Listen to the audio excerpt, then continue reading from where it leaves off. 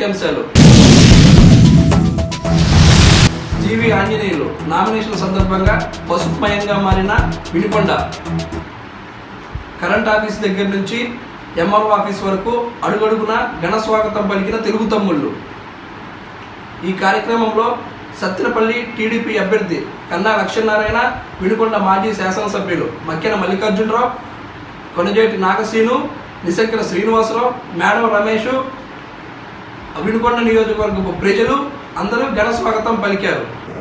ఈరోజు చంద్రబాబు గారి మీద ఉన్నటువంటి అభిమానం, చంద్రబాబు గారు ముఖ్యమంత్రి అవ్వాలని, అలాగే పవన్ కళ్యాణ్ గారు, జనసేన అధినేత పవన్ కళ్యాణ్ గారు ఇచ్చిన పిలుపు, నరేంద్ర మోడీ గారు ఇచ్చిన పిలుపుకు ఈరోజు ఇంత పెద్ద స్పందన, గతంలో ఎన్నడూ చూడనటువంటి స్పందన ఈరోజు ప్రజల్లో కనపడతా ఉంది. ప్రత్యేకంగా జగన్మోహన్ రెడ్డి అవినీతి పాలన మీద వ్యతిరేకత స్పష్టంగా కనపడుతుంది. ఆనాడు చంద్రబాబు గారు చేసినటువంటి అభివృద్ధి ప్రజలకి మళ్ళీ మళ్ళీ గుర్తొస్తూ ఉంది. పోలవరం ప్రాజెక్టు 72% పూర్తి చేసిన చంద్రబాబు గారి 5 ఏళ్ల పాలనలో, జగన్మోహన్ రెడ్డి పాలనలో 5% కూడా పూర్తి చేయలేకపోయాను. జగన్మోహన్ రెడ్డి పాలన చూశారు. పోలవరం ప్రాజెక్టు పూర్తి అవ్వాలన్నా, గోదావరి నీళ్లు మా పల్నాడు జిల్లాకి, ప్రకాశం జిల్లాకి, రాయలసీమకి బ్రహ్మాండంగా నీళ్లు, గోదావరి నీళ్లు వస్తాయి. చంద్రబాబు గారి పాలన వస్తే గోదావరి నీళ్లు మన పొలాల్లోకి వస్తాయి. 2 పంటలు పండించుకోవచ్చని రైతులు ఎదురు చూస్తున్నారు. అరాచక పాలన పోవాలని ఈరోజు నాసి రకం మద్యంతో ప్రాణాలు బలిగొంటున్నటువంటి, ప్రాణాలు తీస్తున్న, ఆరోగ్యాన్ని దెబ్బతీస్తున్నటువంటి జగన్మోహన్ రెడ్డి స్వార్థ రాజకీయ పాలన పొదముట్టించాలని ప్రజల చైతన్యంతో ముందుకొచ్చారు. ఈ అరాచక పాలన పోవాలి. బీసీలు, ఎస్సీల మీద, ముస్లిం మైనార్టీల మీద దాడులు పెరిగిపోయి హత్యలు చేశారు. ఈ అరాచక పాలన పొదముట్టించడానికి చైతన్యంతో ప్రజలు ముందుకు వచ్చినందుకు హృదయపూర్వక అభినందనలు, ధన్యవాదాలు తెలియజేస్తున్నా. ఖచ్చితంగా పోలవరం ప్రాజెక్టు పూర్తవుతుంది. అమరావతి రాజధాని అటకిచ్చిన జగన్ పాలన చూశారు. రేపు మళ్ళీ ఆనాడు 10,000 కోట్లతో అమరావతి రాజధాని అభివృద్ధి చేసిన చంద్రబాబు గారే ఇంకో 10,000 కోట్లతో రాజధానిని ఇంకా తీర్చిదిద్దగలరని ప్రజలు విశ్వాసంతో ఎదురు చూస్తున్నారు. అమరావతి రాజధాని కొనసాగుతుంది. 155 సీట్ల పైన తెలుగుదేశం, జనసేన, బీజేపీ, ఎన్డీఏ గెలుచుకోబోతుంది.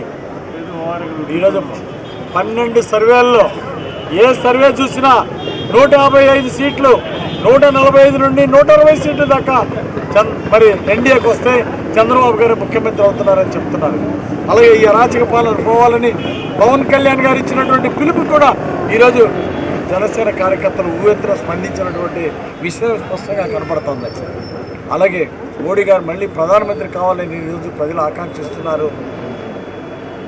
అలాగే వరకపూడిసెల ప్రాజెక్టు మేము ఏదైతే కమిట్మెంట్ ఇచ్చామో ఖచ్చితంగా చంద్రబాబు గారి సారథ్యంలో వరకపూడిసెల ప్రాజెక్టు పూర్తి చేస్తాం. గోదావరి పెన్నా నదుల అనుసంధానం పూర్తి చేసి సాగర్ కుడికాల దగ్గర, నకరికల్లి దగ్గర గోదావరి నది నీళ్లు సాగర్ కుడికాలలో కలుపుతాం. ఈ ప్రాంత ప్రజలందరూ కూడా గోదావరి నీళ్ళతో ఒక పంట పండించుకునే మంచి రోజులు రాబోతున్నాయి.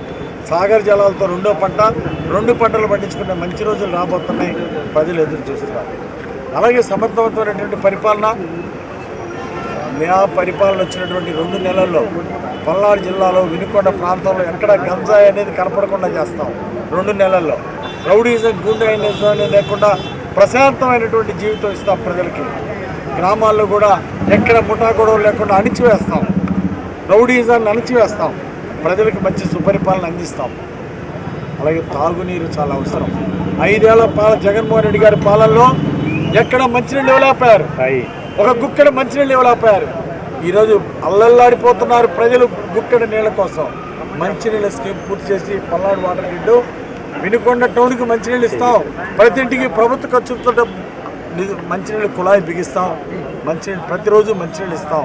శాశ్వత మంచినీటి పథకం పూర్తి చేయడమే నాకున్న జీవిత లక్ష్యాల్లో ఒకటి. వరకపూడిసెల ప్రాజెక్టు పూర్తి చేయడం, 2వది గోదావరి పెన్నా నదులు చంద్రబాబు గారి సహకారంతో పూర్తి చేయడం, 3వది. అలాగే వినుకొండ పట్టణంలో ప్రజలందరూ ఎదురు చూస్తున్న విధంగా నేను ఇచ్చిన మాట నిలబెట్టుకుంటా స్టేడియం పూర్తి చేస్తా, పార్కు హైదరాబాద్ లాంటి పార్కు, స్టేడియం వినుకొండలో నిర్మాణం పూర్తి చేస్తా, టీటీడీ కళ్యాణ మండపం 2 నుండి 3 కోట్లతో షాదీఖానా, టీటీడీ కళ్యాణ మండపం, ఒక బీసీ భవన్, ఒక ఎస్సీ భవన్ అన్నీ కూడా మన ఎన్ఎస్పి గ్రౌండ్లో హార్ట్ ఆఫ్ ది టౌన్లో నిర్మాణం పూర్తి చేస్తా. మరి రామలింగేశ్వర స్వామి గుడి మీదకి 5 రోడ్లైనా 5 సంవత్సరాలైనా తార్ రోడ్డు పూర్తి చేయలేకపోయినా అవినీతి బొల్లా బ్రహ్మనాయుడిని చూశారు, అరాచకాలు బొల్లా బ్రహ్మనాయుడిని చూశారు. ఇలాంటి అరాచకాలు చేస్తున్నటువంటి బొల్లా బ్రహ్మనాయుడిని చిత్తుగా 30 నుండి 40,000 పైన మెజారిటీతో ఓడిస్తాం బొల్లా బ్రహ్మనాయుడిని. అలాగే మంచి పరిపాలన ఇస్తాం. రామలింగేశ్వర స్వామి గుడి మీదకి 6 నెలల్లో, గెలిచిన 6 నెలల్లో తార్ రోడ్డు పూర్తి చేస్తాం. అలాగే రామలింగేశ్వర స్వామి గుడి కూడా భక్తులందరి సహకారంతో రామలింగేశ్వర స్వామి గుడి కూడా పూర్తి చేస్తానని చెప్పేసి ప్రజలందరికీ మాటిస్తూ, ఏ మాట అయితే ప్రజల్లో చెప్పానో అన్నీ కూడా అమలు చేసి ప్రజల రుణం తీర్చుకుంటారు.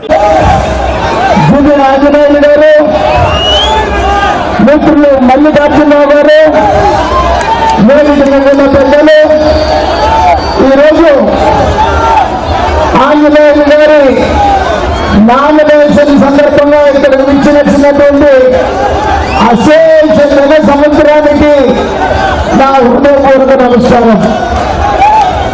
ఈరోజు తెలుగుదేశం, బీజేపీ, జనసేన ఉమ్మడి నిలుపుకున్న అభ్యర్థిగా సోదరుడు ఆంజనేయులు గారు నామినేషన్ వేస్తున్న సందర్భంగా వారిని ఆశీర్వదించడానికి వచ్చిన వాళ్ళందరికీ కూడా మరొకసారి ధన్యవాదాలు తెలియజేస్తూ ఉన్నాను.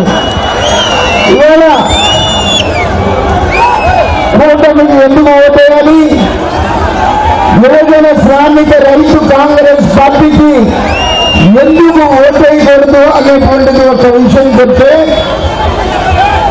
ఒక్క ఛాన్స్ అని చెప్పేసి అధికారంలోకి వచ్చినటువంటి జగన్ మాత్రం భారతదేశంలోనే అత్యంత ధనికవంతుడైనటువంటి మాట. అంటే జగన్మోహన్ రెడ్డి వాళ్ళ దొంగల ముఠ ధనికవంతుడు కావడానికి మనం ఓటేసి వీళ్ళకి అధికారం ఇవ్వాలా? ప్రశ్నించినటువంటి వాళ్ళందరి మీద పోలీస్ స్టేషన్ కట్టించుకోవడానికి వీళ్ళకి అధికారం ఇవ్వాలా? వీళ్ళ చేత బూతులు తిట్టించుకోవడానికి వీళ్ళకి అధికారం ఇవ్వాలా?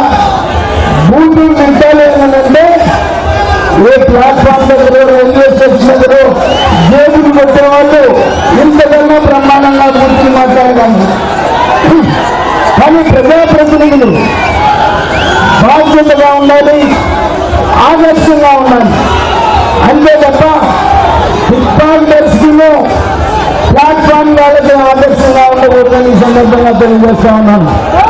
మాట్లాడితే సంక్షేమ కార్యక్రమాలు చాక్లెట్ ఇచ్చి లక్షలు చెప్పుకునేటువంటి సంగతిగా ఉన్నాయి. మన రక్తం పీలుస్తూ జగన్మోహన్ రెడ్డి మరిసిపోయినటువంటి మాట మనం చూసాం. మరి జగన్మోహన్ రెడ్డి ఒక్కడు కూడా బాగుపడటానికి ఈ రాష్ట్ర ప్రజలు త్యాగం చేయాల్సిన అవసరం లేదు.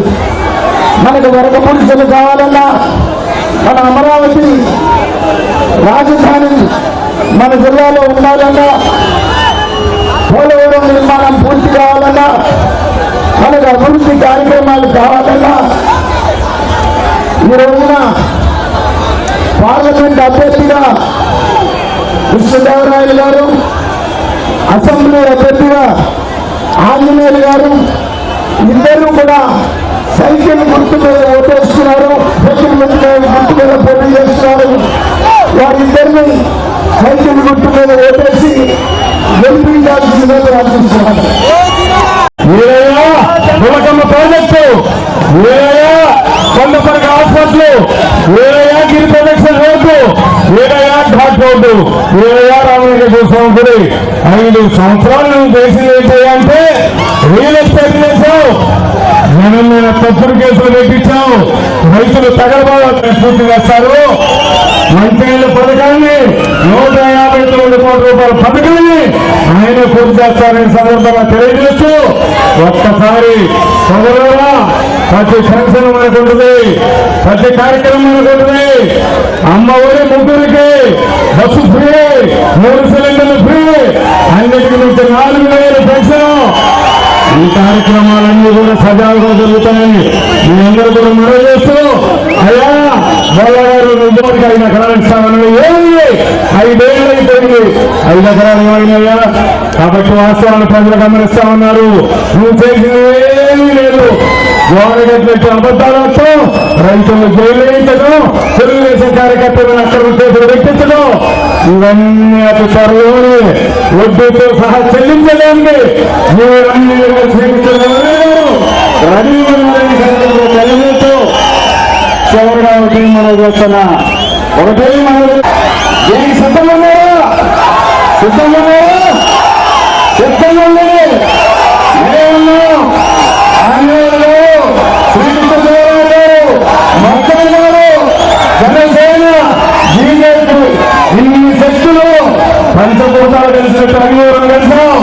ఈ పిడిగుంచులతో నిన్ను ఖచ్చితంగా ఓడించి ఇంటికి పంపిస్తామని సభ్యులుగా తెలియజేస్తూ, లోడ అదుపులో పెట్టుకోబోరా నీకే మంచిది. 10 మంది ఎమ్మెల్యేలను చేశాం. నీ ఇంత అహంకారాన్ని ఇంతవరకు ఎవరు చూడాల. నువ్వు మాజీ అయిపోయావు. మాజీ అయిన తర్వాత నీ 1000 ఎకరాలు ఏమవుతాయో నీ వ్యాపారాన్ని ఈ సందర్భంగా తెలియజేస్తూ, చివరిగా ఈ అహంకార బూతులు ఎమ్మెల్యేని తరుగుతామని మీ అందరికీ మునుతున్న జై